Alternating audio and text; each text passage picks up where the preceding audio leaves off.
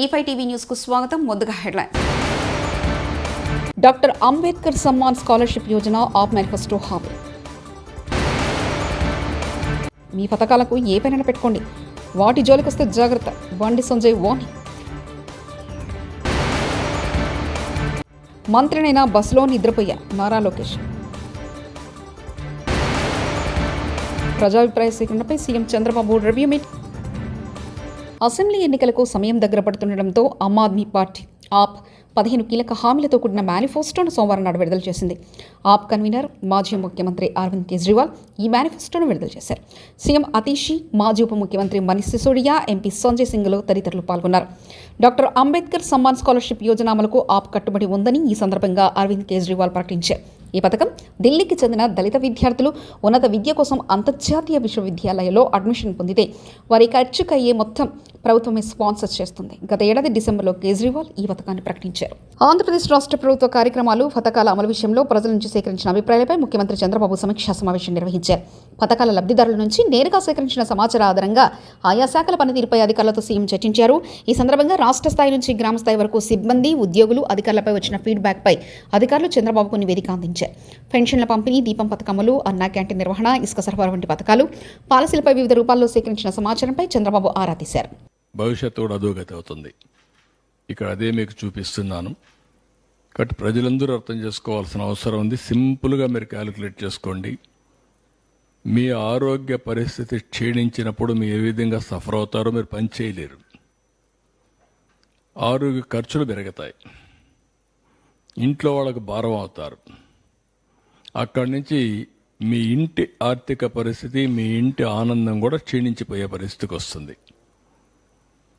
మీరు అనారోగ్యంగా ఉండి ఇంట్లో వాళ్ళందరినీ కూడా ఇబ్బంది పెట్టే పరిస్థితికి వస్తారు. అదే మరిగా ఈరోజు రాష్ట్ర ఆర్థిక పరిస్థితి బాగలేనప్పుడు ఈ రాష్ట్రంలో ఉండే ప్రజలందరికీ ఇబ్బందులు వస్తాయి. సంక్షేమాన్ని ఇవ్వలేం, ఎక్కువ పన్నులు పడతాయి. మళ్ళా అప్పులు కట్టడానికి మళ్ళీ అప్పులు చేయాలి. ఈ అప్పులు చేసిన తర్వాత అభివృద్ధికి డబ్బులు ఉండవు. డబ్బులు లేకపోతే ఇది ఒక విషియస్ సైకిల్. ఈ సైకిల్లో పడిన తర్వాత బయట రావడం చాలా కష్టం. అల్టిమేట్గా బాధపడేది ప్రజలే బాధపడతారు. అలాంటి పరిస్థితి నేను మీకు ఎక్స్ప్లెయిన్ చేస్తున్నాను ఈరోజు. దీనికి నేను వెల్కమ్ చేస్తున్నాను. నీతి ఆయోగ్ చేసిన ఎక్సర్సైజ్ని వెల్కమ్ చేస్తున్నా. అందరం కూడా జాగ్రత్తగా రాష్ట్ర భవిష్యత్తు కోసం, దేశ భవిష్యత్తు కోసం అందరం కూడా అధ్యయనం చేసుకొని ఏ విధంగా చేయాలో ఆ విధంగా చేస్తే భవిష్యత్తులో ఈ దేశం బాగుంటుంది నా ప్రగాఢమైనటువంటి నమ్మకం, విశ్వాసం. నెక్స్ట్. 2019లో సాక్ష్యపత్రిక తనపై అసత్య ఆరోపణలు చేసిందని మంత్రి నారా లోకేష్ తెలిపారు. అప్పుడే వారికి లీగల్ నోటీసులు జారీ చేసినట్లు తెలిపారు. సాక్షిపై పరువు నష్టం కేసులో విశాఖ కోర్టుకు ఆయన హాజరయ్యారు. కేసు విచారణ ఫిబ్రవరి 28కి వాయిదా పడింది. కోర్టుకు హాజరైన అనంతరం లోకేష్ మీడియాతో మాట్లాడారు. నేను స్టాన్ఫర్డ్ ఎంబీఏకి అప్లై చేసినప్పుడు ఒక ప్రశ్న ఉంటుంది స్టాన్ఫర్డ్లో, వై స్టాన్ఫర్డ్ ఎంబీఏ అని. అంటే ప్రైవేట్ రంగం నుంచి రాజకీయాల్లోకి నేను రావాలనుకుంటున్నా, ఏదో ఒక టైంలో వస్తాను, స్టాన్ఫర్డ్ ఎంబీఏ నేను ప్రిపేర్ చేస్తున్నాను భావిస్తున్నాను అనుకున్నా అని రాసా. కానీ అక్కడికి వెళ్ళి చదువుకున్నారు, నాకు అర్థమైందంటే స్టాన్ఫర్డ్ ఎంబీఏ బిజినెస్కి మంచిది అని. పాదయాత్ర రాజకీయాల్లో ఒక ఎంబీఏ లాంటిది. ఎందుకంటే ప్రజలకి దగ్గర ఉంటాం, నిరంతరం ప్రజల సమస్యలు తెలుసుకునేవాడిని. సో ఇప్పుడు ఎవరన్నా నాకు అర్జీ ఇచ్చినా, నన్ను ఎవరన్నా కలిసినా, ఒక మెసేజ్ నాకు వచ్చినా, తన వెనకాల ఎంత కష్టం ఉందో నాకు ఇప్పుడు అర్థం చేసుకోగలుగుతాను. సో యువగలం పాదయాత్రలో కూడా నేను అనేక హామీలు ఇచ్చాను. ఒక్కొక్క హామీ నిలబెట్టుకుంటూ వెళ్తున్నాను. ఇచ్చిన ప్రతి హామీ నేను నిలబెట్టుకున్నాను, దాంట్లో ఎలాంటి సందేహం లేదు. రెండోది, యువగలం పాదయాత్ర అయిన తర్వాత నిరంతరం ప్రజల్లో ఉండాలని నా కోరిక. సో అమరావతిలో కూడా, ఎందుకంటే నాకు మంత్రిగా నాకు బాధ్యతలు ఉంటాయి కనుక నేను ప్రజల్లో ఉండాలంటే నిరంతరం ప్రజల్ని కలవాలని ప్రజా దర్బారు పెట్టుకున్నా. ఇక్కడ కూడా మీరు చూస్తే వైజాగ్ వచ్చి మీరే ఉన్నారు. కోర్టు కొంచెం లేట్ అవుతుందని పరిగెత్తుకుంటూ వచ్చే తప్ప మళ్ళీ ఇప్పుడు వెనక్కి అక్కడికి వెళ్తున్నా, పార్టీ హౌస్కి వెళ్తున్నా, ప్రజల దగ్గర అర్జీలు తీసుకుంటున్నా, వాళ్ళ సమస్యలు పరిష్కరించే మార్గం నేను ఎత్తుకుంటాను. ఆల్రెడీ మేము రాసుకున్నాము, అది సంబంధించిన మంత్రులందరి దగ్గర పంపించాను. ఆర్థిక శాఖ మంత్రి కేశవ్ అన్న కూడా చర్చించాను. దానికోసం ప్రత్యేక నిధులు కూడా ఆయన కేటాయిస్తానని నాకు హామీ ఇచ్చారు. వచ్చే బడ్జెట్లో అది ఉంటుంది. తప్పనిసరిగా ఇచ్చిన ప్రతి హామీ మేము నిలబెట్టుకున్నాం. ఎస్టిమేట్స్ అని మార్చి వరకు వస్తుంది. గుంటూరు జిల్లా తెనాలిలో ఆటో నగర్లో కాటూరి ఆర్ట్ గ్యాలరీ ఏర్పాటు చేశారు. ఈ గ్యాలరీలో పలువురి ప్రముఖుల విగ్రహాలు, కళారూపాలు కొలువుదీరాయి. ఇక్కడ విగ్రహాలు, ఐరన్ స్కాప్ కళాఖండాలు, ఫైబర్ గ్లాస్తో రూపొందించిన 7 అడుగుల భారత రాజ్యాంగ పుస్తకం, 13 అడుగుల స్టెయిన్లెస్ స్టీల్ పెన్నులు ఆకట్టుకున్నాయి.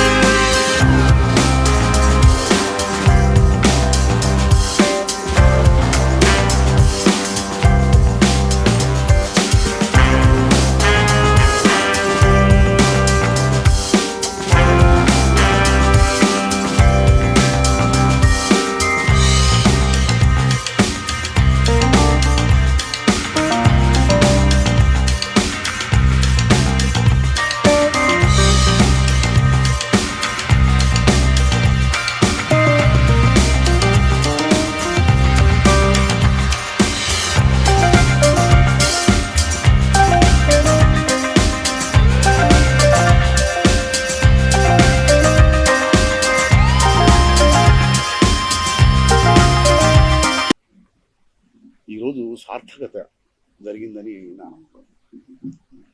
శిల్పకళలో నాకు తెలిసినంత వరకు ఇలాంటి అద్భుతాన్ని నేను ఇంతకు ఎక్కడ చూడలేదు. ఆ కళల కాణాచి అనే పేరుని కాడు వెంకటేశ్వరరావు గారు వాళ్ళ అబ్బాయిలు నిజంగా ఆ పేరుని నెక్స్ట్ లెవెల్కి తీసుకెళ్ళారు. తెనాలి నిజంగా రుణపడి ఉంటుందండి. ఈ ఆర్ట్ గ్యాలరీని చూస్తుంటే నేను ఒకటి చెప్పాలనిపిస్తుంది. తెనాల్లో ఒక శివాలయం ఉంది, ఒక వైకుంఠపురం ఉంది, ఒక గంగారమ్మ గుడి ఉంది, అలాగే ఇక్కడ ఆర్ట్ గ్యాలరీ. ఇది వీళ్ళందరూ దైవ సమానులండి. ఇక్కడున్న ప్రతి విగ్రహం కూడా దైవ సమానులైన వాళ్ళు వీళ్ళందరూ. అంబేద్కర్ గారు కానివ్వండి, రతన్ టాటా గారు కానివ్వండి, ఉయ్యాలవాడ నరసింహారెడ్డి, సామాన్యమైనటువంటి అసలు ప్రపంచం మన భారతదేశం ఎవరెవరికైతే రుణపడిందో, భారతదేశం ఈ రోజున ఇంత అద్భుతంగా ఉండడానికి కారణమైన వీళ్ళందరూ కూడా దైవాంశలు. అందుకే నేను అన్నాను ఇదొక పవిత్రమైనటువంటి దేవాలయంతో సమానం. అల్లూరు జిల్లా పాడేరులో గణతంత్ర వేడుకల్లో డ్రోన్ల వినియోగంపై ప్రదర్శన నిర్వహించారు. ఆధునిక సాంకేతికతను వినియోగించుకొని రైతులు తమ పంట పొలాల్లో డ్రోన్లతో రసాయన మందుల పిచికారీ చేసుకోవచ్చని వివరిస్తూ వ్యవసాయ శాఖ ఆధ్వర్యంలో స్కై ఏరోస్పేస్ టెక్నాలజీ సంస్థ ఈ ప్రదర్శన ఇచ్చారు. ప్రస్తుతం 28 కిలోల బరువు కలిగిన ఈ డ్రోన్ 4 రెక్కలతో 8వ జనరేషన్ ఇంజన్లో ఉంటుందని నిర్వాహకులు తెలిపారు. వరి, మొక్కజొన్న, ఇతర పంటలతో పాటు పళ్ల తోటల్లో కూడా దీన్ని వాడుకోవచ్చని తెలిపారు. అల్లూరు జిల్లా పాడేరులో గణతంత్ర వేడుకల్లో డ్రోన్ల వినియోగంపై ప్రదర్శన నిర్వహించారు. ఆధునిక సాంకేతికతను వినియోగించుకొని రైతులు తమ పంట పొలాల్లో డ్రోన్లతో రసాయన మందుల పిచికారీ చేసుకోవచ్చని వివరిస్తూ వ్యవసాయ శాఖ ఆధ్వర్యంలో స్కై ఏరోస్పేస్ టెక్నాలజీ సంస్థ ఈ ప్రదర్శన ఇచ్చారు. ప్రస్తుతం 28 కిలోల బరువు కలిగిన ఈ డ్రోన్ 4 రెక్కలతో 8వ జనరేషన్ ఇంజన్లో ఉంటుందని నిర్వాహకులు తెలిపారు. వరి, మొక్కజొన్న, ఇతర పంటలతో పాటు పళ్ల తోటల్లో కూడా దీన్ని వాడుకోవచ్చని తెలిపారు. ముస్లింలపై కోపంతో అబ్దుల్ కలాం విగ్రహం పనులు నిలిపేసిన కాంగ్రెస్ వెడ్మా బుజ్జు. ముస్లింలపై ఖానాపూర్ కాంగ్రెస్ ఎమ్మెల్యే వెడ్మా బుజ్జు అహంకారపు మాటలు ఒక ముస్లిం వ్యక్తి తనను తిట్టాడని, ఖానాపూర్ మున్సిపాలిటీలో కడుతున్న అబ్దుల్ కలాం విగ్రహం పనులు నిలిపివేశారని బొడ్మా బుజ్జు తనను అంటారా, వాడింతా వాడి బ్రతికెంత అంటూ పరుషపదాలతో తిట్టిన కాంగ్రెస్ ఎమ్మెల్యే వెడ్మా బుజ్జు. కేంద్ర మంత్రి బండి సంజయ్ మరోసారి సంచలన వ్యాఖ్యలు చేశారు. సోమవారం మీడియాతో మాట్లాడుతూ కేంద్ర సంక్షేమ పథకాల పేర్లను మార్చితే ఊరుకునేది లేదని హెచ్చరించారు. ప్రధానమంత్రి ఆవాస్ యోజన, గరీబ్ కళ్యాణ్ యోజన వంటి పథకాలను రాష్ట్ర ప్రభుత్వ ప్రమేయం లేకుండా కేంద్రమే నేరుగా ప్రజలకు అందిస్తుందని, పరిస్థితి అంతవరకు తీసుకురావద్దని రాష్ట్ర ప్రభుత్వాన్ని కోరుతున్నట్లు తెలిపారు. సంక్షేమ పథకాల అమలు విషయంలో పేదలకు ఎట్టి పరిస్థితుల్లోనూ తాము అన్యాయం చేయబోమని స్పష్టం చేశారు. ప్రజలందరికీ ఉచితంగా బియ్యం కేంద్రమే ఇస్తుంది కదా, గరీబ్ కళ్యాణ్ యోజన అని పేరు పెడితే తప్పేముంది, ప్రధాని ఫోటో ఎందుకు పెట్టారంటూ ప్రశ్నించారు. భయపడే ప్రసక్తి లేదు, వెనుకపోయే ప్రసక్తి లేదు. వందల మంది భారతీయ జనతా పార్టీ కార్యకర్తలు నమ్మిన సిద్ధాంతం కోసం భారత్ మాతా కీ జై అని చెప్పి ఆందోళన చేస్తుంటే నక్సల్స్ భావోద్వేగ గద్దర్ మా కార్యకర్తను హత్య చేయించిండు. ఎన్ఐఏ ఎంక్వైరీ చేసింది గద్దర్ గారి మీద. అనేక మంది పోలీసులను ఎన్కౌంటర్ పేరుతో మర్డర్ చేసిండు. అటువంటి వ్యక్తిని ఏ విధంగా పంపుతారు ఇవాళ? ఎట్టిస్తామన్నా, ఎట్టిస్తాం, గద్దరికి ఎట్టిస్తాం చెప్పండి అనే భావాజాలం ఏంది? ఎంతమంది భారతీయ జనతా పార్టీ కార్యకర్తలను మర్డర్ చేసిన వ్యక్తులు ఆయన ఎట్టిస్తాం మేము పక్కా అయ్యాం. మా కార్యకర్తలను చంపితే మా కార్యకర్తలను చంపిన కార్యకర్తలను పాటలు పాడిన వ్యక్తి గద్దర్. అనేక మంది పోలీసులను ఎన్కౌంటర్ చేసిన విషయంలో గద్దర్. ఎట్లిస్తాం? మీరు వంశం ఇస్తామేంటి అవార్డ్స్? భయపడే ప్రసక్తి లేదు, వెనుకపోయే ప్రసక్తి లేదు. వందల మంది భారతీయ జనతా పార్టీ కార్యకర్తలు నమ్మిన సిద్ధాంతం కోసం భారత్ మాతా కీ జై అని చెప్పి ఆందోళన చేస్తుంటే నక్సల్స్ భావోద్వేగ గద్దర్ మా కార్యకర్తలను హత్య చేయించిండు. ఎన్ఐఏ వచ్చి ఎంక్వైరీ చేసింది గద్దర్ గారి మీద. అనేక మంది పోలీసులను ఎన్కౌంటర్ పేరుతో మర్డర్ చేసిండు. అటువంటి వ్యక్తిని ఏ విధంగా పంపుతారు ఇవాళ? ముస్లింలపై కోపంతో అబ్దుల్ కలాం విగ్రహం పనులు నిలిపేసిన కాంగ్రెస్ వెడ్మా బుజ్జు. ముస్లింలపై ఖానాపూర్ కాంగ్రెస్ ఎమ్మెల్యే వెడ్మా బుజ్జు అహంకారపు మాటలో ఒక ముస్లిం వ్యక్తి తనను తిట్టాడని, ఖానాపూర్ మున్సిపాలిటీలో కడుతున్న అబ్దుల్ కలాం విగ్రహం పనులు నిలిపివేశారని బొడ్మా బుజ్జు తనను అంటారా? వాడింతా వాడు బ్రతికింత అంటూ పరుషపదాలతో తిట్టిన Congress MLA Vedma Bujju.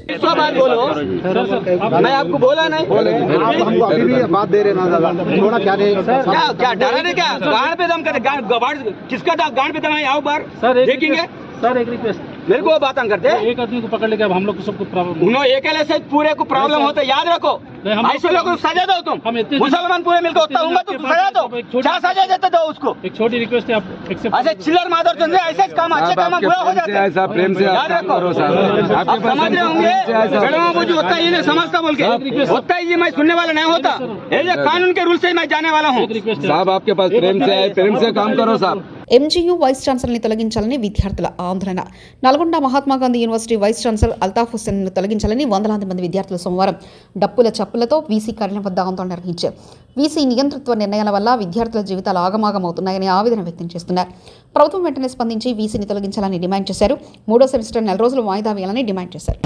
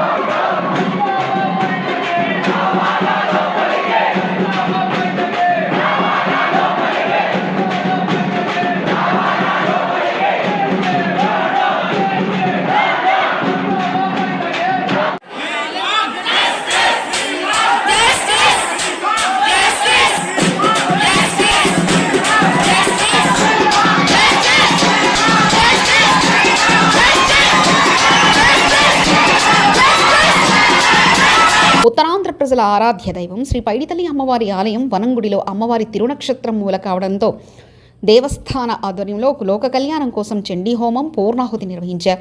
EO KN విడిప్రసాద్ పర్యవేక్షణలో జరిగిన ఈ కార్యక్రమంలో ఆలయ వేద పండితులు తాదా రాజేష్ శర్మ, సాయి కిరణ్ శర్మ, నరసింహమూర్తి శర్మలు ముందుగా గణపతి పూజ, పుణ్యాహవచనం, హోమాది కార్యక్రమాలు నిర్వహించారు. పూర్ణాహుతి అనంతరం భక్తులు తీర్థప్రసాదాలు స్వీకరించారు. ఆలయంలో ప్రత్యేక అలంకరణ చేసి పూజలు నిర్వహించారు. చదురుగుడిలో అమ్మవారికి అభిషేకం, పూజలు నిర్వహించారు.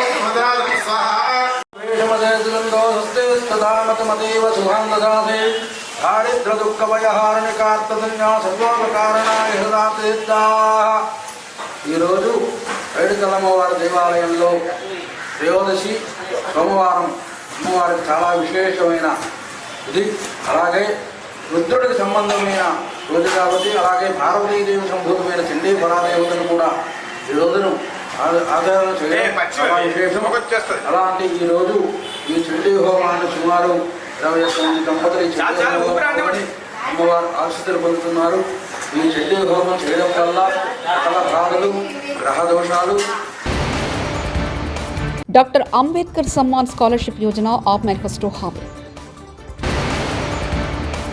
మీ పథకాలకు ఏ పైన పెట్టుకోండి, వాటి జోలికొస్తే జాగ్రత్త. బండి సంజయ్ వార్నింగ్. మంత్రినైనా బస్సులో నిద్రపోయా నారా లోకేష్. ప్రజాభిప్రాయ సేకరణపై సీఎం చంద్రబాబు రివ్యూ మీట్. ఇవి బులెటిన్ విశేషాలు. చూస్తూనే ఉండండి E5 టీవీ న్యూస్.